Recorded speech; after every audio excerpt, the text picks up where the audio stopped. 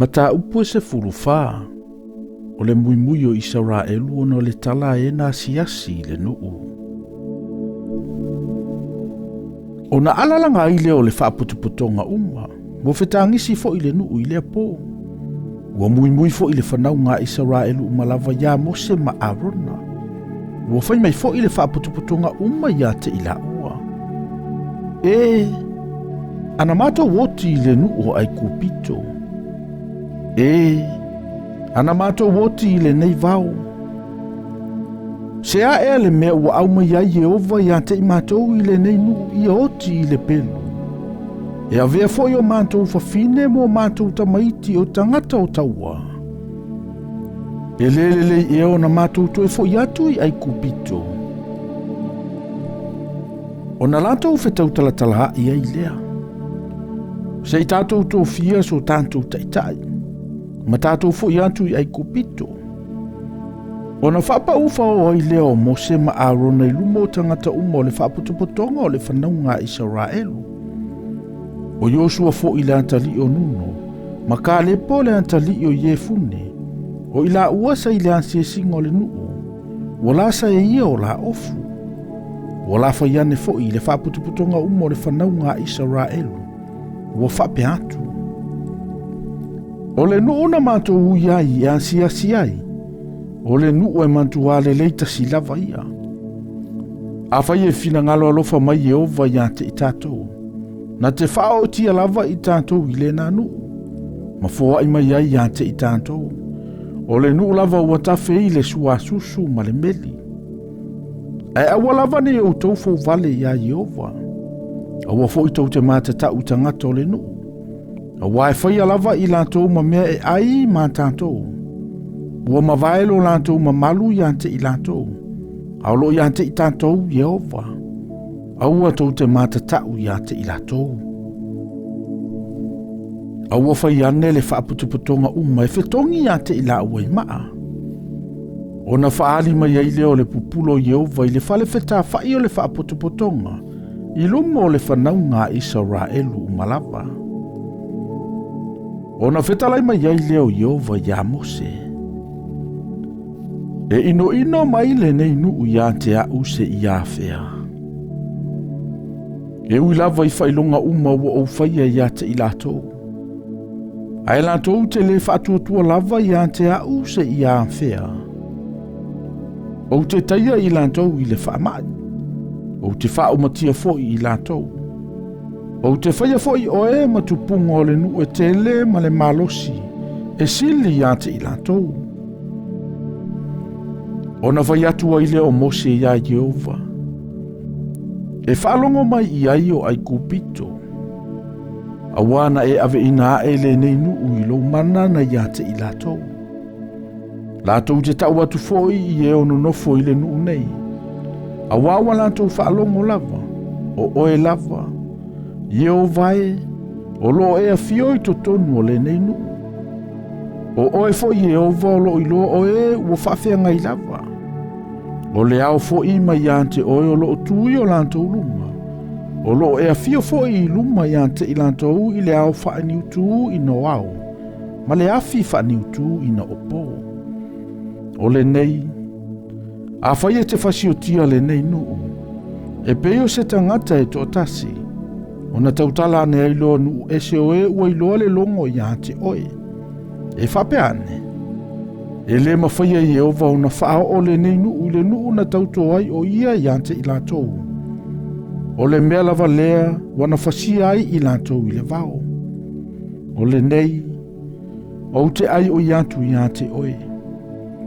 Ia te le mamana o lo wali. E pei ona e whetalai mai ai. Ua whapea. O Yehova e tele ngese lo na toa saa. E tele fo I le alofa. E whamangalo atu I le angasala ma le solitu la fono. A e le whasauina lava e angasala. E tauia ia le angasala matua I le whanau. E o I le tolu ma le whao tu pulanga. O te ai o ia tu lava. Ia e whamangalo le angasala le neinu. Ia tu sama le tele o lo walofa. E pei ona e whaamangaloina atu fo'i I le nei nu talu ona o mai ai kupito, ua o lava I ona po nei. Ona whetalai mai ai leo Yehova. Ua ou whaamangaloina atu e tusa malau upu. Ai peitai, olo o lao. E whatumuina lava le lalolangi umalava I le mamalu o Yehova. Awa o nā tangata umoena I loa lo umamalu, ma ufa ilonga na ufaiei ai kupito ma le vau. Ma ua tofo whaase furu lava I ante au, ma lato le whaalongo I lo uleo. Lato te leiloa lava le nuuna o tauto ai o lato tamaa. E le ai lava so lato ue ino mai I ante au e vaai iai. A o lau au na o ka lepo, ona ua ia te ia le loto e ese I o lantou. Wana matu a muli mai lava I ante au. O le mele o te whao ai I ante ia I le nuu na I alu antu iai. E whaifo I lea mo lana whanau. Sa nonofo sa amaleka, masaka na I le vanu. Atai au, I au tau li liwane, ma watu I le vau. I le ala I le sami ula. Ua whetalai mai fo Yehova ia Mose ma Arona ua whapea mai.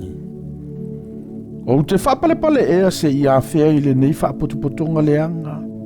O I latou lava o e mui mai I a te au. Ua oulangona lava I mui ngā le whanau ngā Israel ua latou mui mai ai I a te au. Ia e whaiantu I a te I latou. O lo fai mai Yehova, o lo o lao. O te whaia lava I ante o tau e peo a o tau upu o mai I o talinga.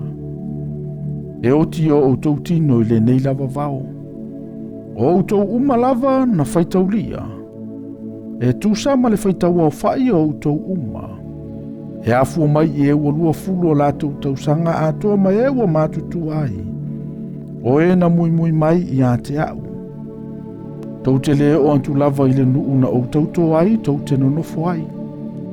Na o ka lepo le antali o ie fune, ma I o sua le antali o nuno. A o tau tāma iti o tau fai mai ai, e fai I lantou matangata o taua. O te whao I ante I lantou. Lantou te iloa lava le nuu o inosia e o tau. A o tau, e o tia o tau tino I le nei lava vao. O a o tau whanau fo I lantou te whewa I le vao, e whanga fulu o tau sanga. E tau ave fo I latou a o tau muli lulua, se ia whaamutia o tau tino I le vao. E whatatau I le whaitau o pō na o tau asiasia I le nu. E whanga fulu o pō. O le pō e tasi o le whatatau le o le tau sanga e tasi. E whanga fulu o tau sanga la tau te tau ave ia o tau wanga sala. O na utau ilo ai leo lo ulafo ai ino o tau. O a ulava o Yehova, ua o fai atu. O te matu a fai alava I le nei whaapotopotonga leanga umalava. O e ua whaapotopotoina e te mai I ante au. E wha umatia I lantou I le nei lava vao, ma lantou woti ai lava. O tangata foi na awina e Mose asiasi le nuu, ma latou toi foi mai. Ma whaatupuina le mui o le whaapotopotonga uma I ante ia I lo latou whaitala leanga I le nuu. O ia lava tangata na whaitala leanga I le nuu. Ua oti lava I latou I le mala I luma o Yehova.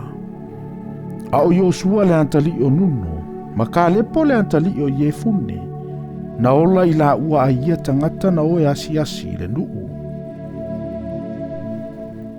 Ua talatala ina atu e Mose ia upu I le whanau ngā Israelu umalava.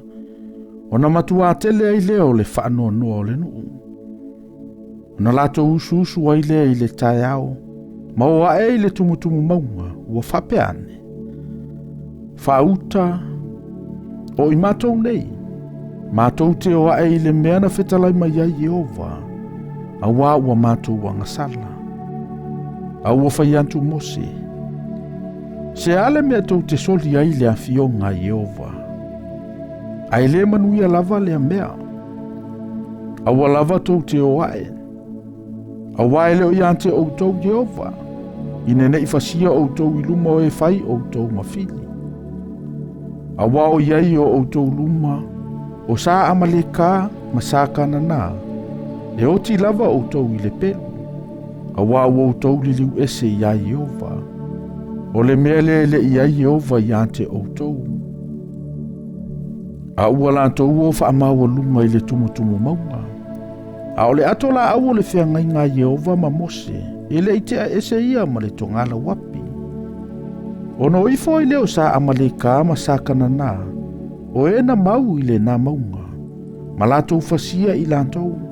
Ma tutuli ante i lantou. Ua o lava i horema.